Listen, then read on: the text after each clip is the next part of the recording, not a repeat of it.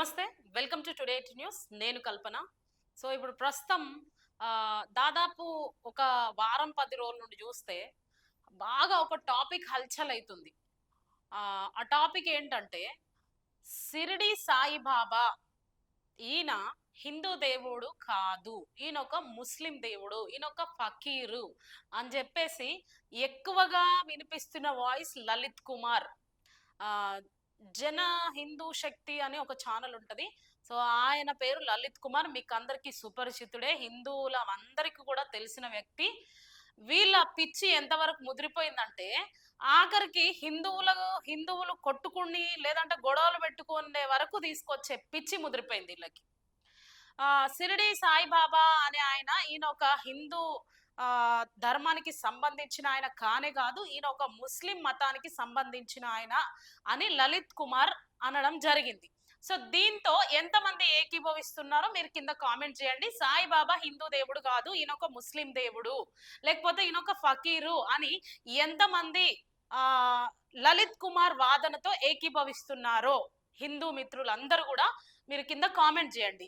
అయితే ఇప్పుడు లలిత్ కుమార్ ను నేనేం అడగదలుచుకున్నా అంటే, మరి అలాంటప్పుడు సాయిబాబా హిందూ దేవుడు కాకపోతే గురు పౌర్ణమి అని ఎందుకు జరిపిస్తున్నారు? ఇన్ని రోజులు హిందువులు లేకపోతే గవర్నమెంట్ కావచ్చు, హిందువులు కావచ్చు, వాళ్ళకు నాలెడ్జ్ లేదా, లేకపోతే మీకే ఉందా అనేది నేను క్వశ్చన్ చేస్తున్నా ఇక్కడ. వాళ్ళందరికీ చరిత్ర తెలియదా? మీకు ఒక్కరికే చరిత్ర తెలుసా అని కూడా నేను అడుగుతున్నా. ఇప్పుడు షిరిడి సాయిబాబా కానే కాదు అని మీరు అంటున్నారు. నేను ఒక పుస్తకంలో చదివితే ఒక పండితుడు ఆయనను సాయి ఆవో అని పిలిచిండు. అంటే సాయి అనే పేరుకు సాక్షాత్తు అర్థం ఏంటంటే సాక్షాత్తు ఈశ్వర్ అని అర్థము అన్నట్టుగా ఆ పుస్తకంలో వ్రాయబడి ఉన్నది. అక్కడ ఉన్నది. లేదంటే గూగుల్లో కూడా మీరు సెర్చ్ చేయొచ్చు. ఒక పండితుడు ఆయనను అలా పిలవడం జరిగింది. మరి ఒక పండితుడే హిందువులలో నుండే ఆ ఫకీర్‌గా ఉన్న ఆయన, భిక్షాటన చేస్తూ వెళ్తున్న ఆయనను ఈయన సాయి ఆవో అని పిలవాల్సిన అవసరం ఏముంది? మళ్ళీ దానికి అర్థం కూడా ఉంది. మీరు గూగుల్లో సెర్చ్ చేయండి. దానికి అర్థం కూడా ఏముందంటే సాక్షాత్తు ఈశ్వర్ అని ఉంది. మరి హిందూ అయిన పండితుడు ఎందుకు ఆయనను సాక్షాత్తు ఈశ్వర్ అని పిలిచారు అనేది ఇక్కడ నా ప్రశ్న. లలిత్ కుమార్ ఆఖరికి ఆయన పిచ్చి ఎట్లా ముదిరిపోయిందంటే, ఇన్ని రోజు అన్య మతాలను దూషించి అది కామన్ అని అనుకుంటున్నారు ప్రజలు అనుకొని, ఒక కొత్త టాపిక్ ఏదైనా తీసుకురావాలి, లేకుంటే వీళ్ళ మతాలను రుద్దాలి అని వీళ్ళ పిచ్చి అంత ముదిరిపోయింది. వాళ్ళ ఛానల్ మొత్తం చూసినట్టయితే ఏముంటదంటే, సెకండ్‌కి ఒకసారి ఫోన్ పే స్కానర్ వస్తది, ఫోన్ పే నెంబర్ వస్తది. ఇవి లేకుండా దమ్ముంటే ఇవి లేకుండా హిందూ బంధువులకు మీరు సపోర్ట్ చేసి చూపియండి. ఇప్పుడు ఆఖరికి వీళ్ళ పిచ్చి ఎట్లా ముదిరిపోయిందంటే, ఇన్ని రోజు అన్య మతాల మీద పడి ఏడుస్తుండే శివశక్తి ఛానల్ కావచ్చు, జన శివశక్తినో లేకుంటే జన హిందూ శక్తినో, ఇది వాళ్ళ ఛానల్స్ ఉన్నాయి కదా. అందులలో వాళ్ళు ఏం చేసేవారంటే, వాళ్ళని వాళ్ళు ప్రచారం చేసుకొని వాళ్ళ ధర్మాలను బోధించుకోవడం పక్కన పెట్టేసి, ఇన్ని రోజులు ఇతర మతాల మీద పడి వాదించేవారు. ఇప్పుడు ఆఖరికి ఈ లలిత్ కుమార్ పిచ్చి ఎట్లా ముదిరిపోయిందంటే, సాయిబాబా దేవుడు కానే కాదు అని అంటున్నారు. మరి దీంతో ఎంతమంది ఏకీభవిస్తున్నారో చరిత్ర అయితే ఆయన ధూపం వేసేటోడు అని చరిత్ర చెప్తుంది. మరొకవేళ ఆయన హిందూ దేవుడు కాకపోతే హిందువులందరూ ఏం నమ్మాల్సిన అవసరం లేదు. ఇన్ని రోజులు నమ్మకపోతుండే. చరిత్ర చెప్పింది కాబట్టే, ఆయన ఒక హిందూ కాబట్టే ఆయన నమ్మాల్సి వచ్చింది. సో, ఆయన ధూపం వేసేవాడని కూడా నేను చాలా సందర్భాల్లో కూడా విన్నాను. ఇక్కడ చూసినట్టయితే మరి మోడీకి 75 సంవత్సరాలు ఉన్నాయి. మరి లలిత్ కుమార్ కు తెలిసిన చరిత్ర మోడీకి తెలియకపోవచ్చా అనేది కూడా మీరు ఆలోచించండి. ఎన్నో పాఠ్య పుస్తకాలు చదివి ఎన్నో చరిత్రలు తెలుసుకుంటేనే ఆయన ఇప్పుడు ఒక ప్రధాని నరేంద్ర మోడీగా ఉన్నాడు. ప్రధాని స్థానంలో ఆయన ఉన్నప్పుడు మొన్న చర్చికి వెళ్ళినప్పుడు చర్చిలో ప్రేయరే చేసిండు. కదా, ఇది అందరు బాగా గమనించండి.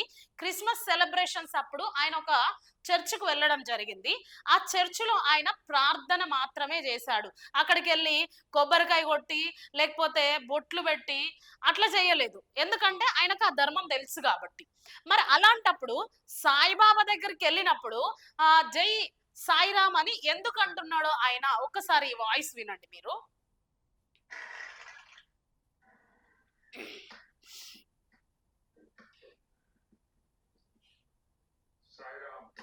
ఉమ్, చూడండి. అందరూ మహానుభావులు, అందరికీ వందనములు. ఇది శ్రీ సత్య సాయిబాబా పుట్టపర్తి శత జయోత్సవ వేడుకల్లో మోదీ మాట్లాడడం జరిగింది. మరి అలాంటప్పుడు ఆయన జై అల్లానో అనాలే, ఎందుకంటే ఆయన కూడా చరిత్ర తెలుసు కదా. చరిత్ర తెలిసిన వ్యక్తిగా ఆయన ఉన్నాడు. ఒక ప్రధాని నరేంద్ర మోడీకి చరిత్ర తెలియదా? క్రిస్టియన్ దగ్గరికి వెళ్ళినప్పుడు ఆయన ప్రేయర్ చేసినప్పుడు, ఒక అయోధ్యకి వెళ్ళినప్పుడు కండువ కప్పుకొని పూలమాలలు వేసి బొట్లు పెట్టుకొని ఇలా పూజలు చేయాలని ఆయనకు తెలిసి ఉన్నప్పుడు, అయోధ్యకు వెళ్ళినప్పుడు శ్రీరాముడికి ఎలా పూజ చేయాలి, యేసుక్రీస్తు ప్రభువుని ఎలా ప్రార్థించాలి అని తెలిసిన ఈయనకి సాయిబాబా ఒక ముస్లిం అయితే ఆ చరిత్ర ఆయనకు తెలియకుండా ఉంటుందా అని నేను క్వశ్చన్ చేస్తున్నా ఈరోజు. ఒకవేళ ఆయనకు అది తెలిసే ఉంటే ఇంతగానం ఖర్చు పెట్టి ఈ శత జయంతి ఉత్సవాలు ఎందుకు జరిపించిండు? ఇది పుట్టపర్తి సాయిబాబాది కావచ్చు. అయితే పుట్టపర్తి సాయిబాబా ఎక్కడి నుండి వచ్చిండు? షిరిడి సాయిబాబాను అనుసరించే కదా ఆయన కూడా ఈ పుట్టపర్తి సాయిబాబా అయ్యిండు. మరి అలాంటప్పుడు మోడీ సాయిబాబాను ఆయన ప్రేమను, ఆయన క్షమాపణ గుణంను మీరందరు తీసుకోండి అని ఈ స్పీచ్ లో చెప్పడం జరిగింది. ఎందుకు ఎగ్జాంపుల్స్ తీసుకున్నాడు ఆలోచించండి. అయితే నేను ఈ ఈ విషయంలో చెప్పాలనుకున్నది ఏంటంటే, సాయిబాబా ముస్లిం దేవుడా, లేకపోతే ఆయన హిందూ దేవుడా? ఒకవేళ సాయిబాబా ముస్లిం దేవుడే అయితే, మరి ముస్లిం దేవుడు అయితే ముస్లిమ్స్ ఎందుకు ఇన్ని రోజుల నుండి ఆయనను పక్కకు పెట్టేసిర్రు? హిందూ దేవుళ్ళు అన్నట్టుగా ఆయనను హిందువులే ఎందుకు కొలుస్తారు? అయితే లలిత్ కుమార్ కు నేను ఒక సవాల్ చేస్తున్నా. ఇన్ని రోజులు మీరు మతాలను దూషిస్తూ అన్యుల మీద మీరు దాడి చేసేవాళ్ళు, అన్య మతాల మీద మీరు దాడులు చేసేవాళ్ళు ఎవరెవరు? చాలా మంది శివశక్తి కావచ్చు, లేకపోతే బజరంగ్ దళాలు, హిందూ వాహిని వాళ్ళు, ఇట్లా చాలా మంది ఉన్నారు. రీసెంట్ గా క్రిస్మస్ అప్పుడు కూడా చూసినాం. అంతెందుకు, నిన్న కూడా అనంతపురంలో ఒక సువార్త వెహికల్ మీద దాడి చేయడం కూడా చూసినాం. ఆ వీడియో కూడా సోషల్ మీడియాలో వైరల్ అవుతుంది. అయితే నేనేం చెప్పదలుచుకుంటున్నానంటే, మరి నువ్వు ఇంత బల్లగుద్ది చెప్తున్నావు కదా సాయిబాబా ముస్లిం దేవుడు, ఆయన ఒక ఫకీరు, ఆయన ముస్లిం దేవుడు అని. చరిత్ర ఏం చెప్తుందంటే ఆయన హిందూ దేవుడు. ఎందుకంటే ఆయన ధూపం వేయడం చూసిర్రు, వీళ్ళు పూజ చేయడం చూసిర్రు. కాబట్టి ఇవన్నీ చరిత్రలో ఉన్నాయి.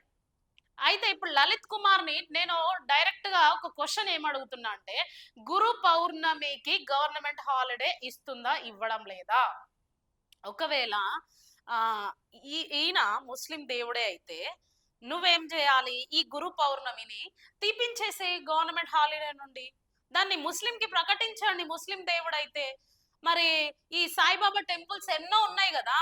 మీరు చాలా మంది బజరంగ్ దళాలు, హిందూ శక్తి వాళ్ళు, వీళ్ళు వాళ్ళందరూ కలిసి అన్య మతాల మీద, వాళ్ళ ప్రార్థనల మీద అక్కడిక్కడ ఎన్నో సార్లు దాడులు చేసిర్రు, బైబిల్ తగలబెట్టిర్రు. ఈ రాధా మనోహర్ దాస్ అయితే ఏకంగా అన్య మతస్థులను దూషిస్తూనే ఉంటాడు ఎప్పుడు. మరి ఇలాంటి వాళ్ళందరూ సాయిబాబా టెంపుల్స్ పైన ఎందుకు దాడి చేయడం లేదు మరి అని నేను ఇప్పుడు క్వశ్చన్ చేస్తున్నా మిమ్మల్ని. అంటే అంత ధైర్యం లేదా? లేకపోతే ఖాళీ నిన్ను నువ్వు పోషించుకోవడానికి మాత్రమే హిందువులకు గొడవలు పెడుతున్నావా? లేకుంటే క్రిస్టియన్ హిందువులకు గొడవలు పెడుతున్నావా? ఈ మతాల మధ్య చిచ్చులు పెడుతూ తమాషా చూస్తున్నావా? ప్రజలారా ఒకసారి గ్రహించండి. వాళ్ళు ఫోన్ పేలు లేకపోతే స్క్రీన్ మీద స్కాన్లు పెట్టంగానే ఈయన మా కోసం పోరాడడానికి వచ్చిండు, ఇది కాదు. చరిత్ర తెలుసుకోండి. చరిత్ర పరంగా ఏది నిజమో దానికి మాత్రమే సపోర్ట్ చేయండి.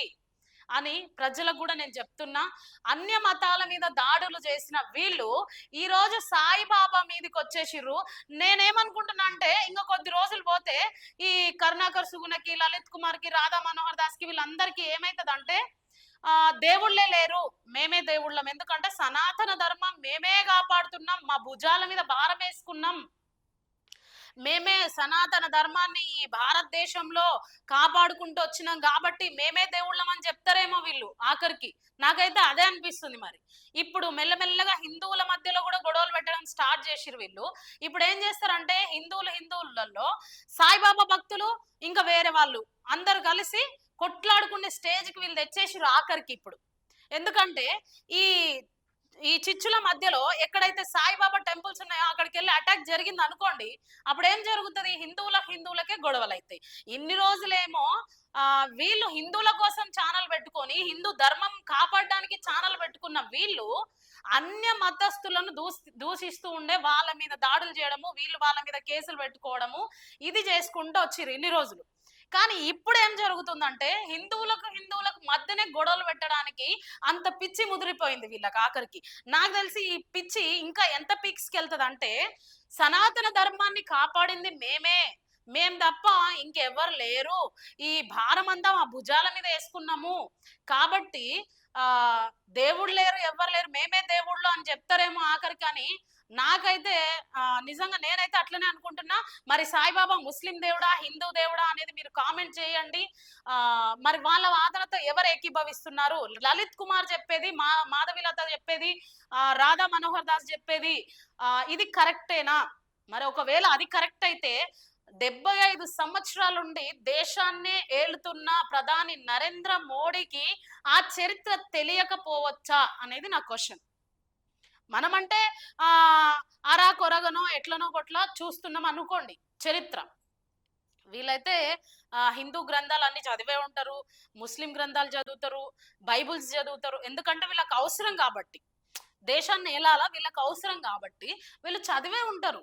కాబట్టి సత్యసాయి గురించి ఇంత ఎక్స్ప్లెయిన్ చేస్తున్న ప్రధాని నరేంద్ర మోడీకి షిరిడి సాయిబాబా గురించి తెలియదా? అందుకే నేను ఈ సందర్భంగా లలిత్ కుమార్కి ఏం సవాల్ చేస్తున్నా అంటే, మీకు దమ్ము ధైర్యం ఉంటే ఒకవేళ నిజంగానే సాయిబాబా ముస్లిం దేవుడని మీరు ప్రూవ్ చేస్తారా? ప్రూవ్ చేస్తే ఇప్పుడున్న సాయిబాబా టెంపుల్స్ అన్నింటినీ ఒక్కసారి ఆ సాయిబాబా టెంపుల్స్ ని టచ్ చేసి చూడండి, ఏం జరుగుతుందో అప్పుడు మీకే అర్థమవుతుంది.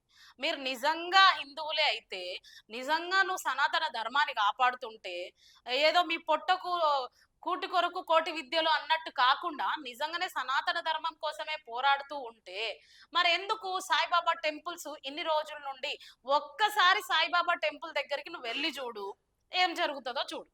సో సాయిబాబా భక్తులు కావచ్చు, లేకుంటే హిందూ ధర్మం తెలిసిన వాళ్ళు కావచ్చు, సాయిబాబా నిజంగానే ముస్లిం దేవుడా లేకపోతే హిందూ దేవుడా?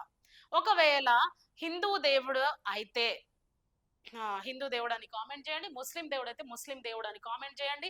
లలిత్ కుమార్ వాదనతో ఎంతమంది ఏకీభవిస్తున్నారు? నేనైతే సంపూర్ణంగా నమ్ముతున్నా సాయిబాబా హిందూ దేవుడు అని. ఇది నా వాదన అన్నమాట. సో మీరందరూ కూడా కామెంట్ చేయండి. ఇలాంటి వాళ్ళ మాటలు నమ్మకండి దయచేసి. మతాల మధ్యలలో, హిందువుల మధ్యలలో ఇలాంటి వాటలు నమ్మి గొడవలకు దిగకండి అనేది నా యొక్క చిన్న విజ్ఞప్తి.